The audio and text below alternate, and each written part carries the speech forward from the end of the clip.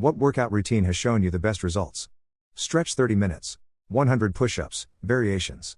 30 minutes of pull-ups variations. 100 squats bodyweight variations. 5-mile run. 5 days a week. I usually stretch in the morning and do the hour and a half of exercise from the calisthenics and run after work. Sometimes I use kettlebells with the squats or do extra weight with push-ups or pulls. But if you're like 145 to 155 pounds, 5 feet 7 inches 5'11" range, I'd consider that an extremely healthy body weight with like 12 to 15% body fat. Consistency. But that only gets you so far on a shit program or lifestyle. I really like 531 BBBBC, 4-day almost full body and building the monolith full body, for bodybuilding blocks. Russian squats forever full body, and simple Jack D full body ran as strength blocks. I have active recovery days. 2 days of weighted / bodyweight conditioning. And 3 days of cardio. I don't take a day off basically. If I am taking a day off, it's active recovery. I did 5/3/1 for a couple years. It's a 4-day upper lower split. I saw really good strength gains and pretty decent size gains. Lately I've been doing a 6-day PPL split.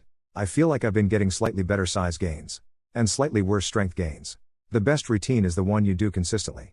There really isn't a best split. People have different priorities. Different goals. And just enjoy different splits. People have successfully put on mass and gained strength using every mainstream split available. So do what you like. They hallucinate black bugs moving across the floor rapidly in the dark? Take it easy on the meth, okay? Sometimes when my eyes adjust to the dark. Are you sure they're not just floaters? Well, if I look into complete blackness or a solid blue sky, I'll see a kind of static which I recognize as a visual processing artifact. If I were so inclined, I could create a narrative that it was actually more than that. But I don't. How important isn't fashion sense in a potential partner? Who cares, to begin with? I'd have to have some semblance of fashion sense myself to judge anyone else's. Secondly, when it's so hard to find someone that you click with, that also gets you. Why the fuck are you judging them based upon something so facile and petty as what they wear? Somewhat important. They don't have to have the hottest trends or whatever. But I want so to look good, and for that some sense of fashion certainly helps. I also want them to dress appropriately for the setting. In which a sense of fashion also helps. Just like Bill Parcells told his players, I don't have to see it on every play. But I have to see it. Don't mind sweats. My girl looks great in everything. But once in a while I like her to take my breath all glammed up and stunning. I mean, wear whatever you want. But not the extreme lol. Let's say grocery store, don't go to grocery store in pajamas. I know in US it's not that uncommon. But in my country people would think that person is lunatic lol. On the other hand, do not prepare for hour plus. You are just going to grocery store. Yeah, I am talking about you Eastern European ladies, especially Slavic, lol. The first impression is formed from the appearance. The second from knowledge. And the third from the character of a person and his inner world. If a person looks not good, she or he still has a lot of chances to become your partner. He or she just need to be kind, interesting and open to dating. I don't know, but I can say my GF seems to always dress pretty good. She's a resident at a local hospital, so she's wearing scrubs a lot. One rotation she wore a dress and heels every day with a lab coat. Most of the off time she's wearing shorts or a casual skirt. She's tall 5 feet 11 inches, so things are kinda limited too. What do you like the most about yourself? I'm happy and content being on my own. I don't feel like I have to be in a relationship or have a lot of friends to fill a hole in my life. I'm not a bigot. Doesn't seem like a big deal saying that on Reddit. But then you look outside at the rest of the world and it starts to feel like an incredible accomplishment.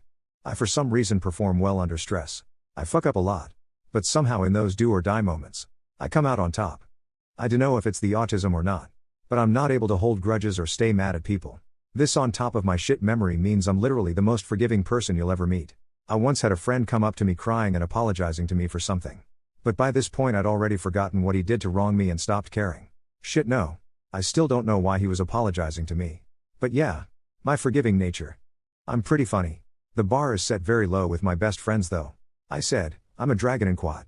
Breathed out of my mouth. They saw the air coming, it's cold. And they almost fucking died. I have a very analytical mind and it helps me break down complex problems into simpler tasks that I can then reorganize or avoid entirely. It's not always useful, but I have an edge at problem identifying / solving. Math. Tech and programming. As a lazy person. It also helps me avoid work. Hard.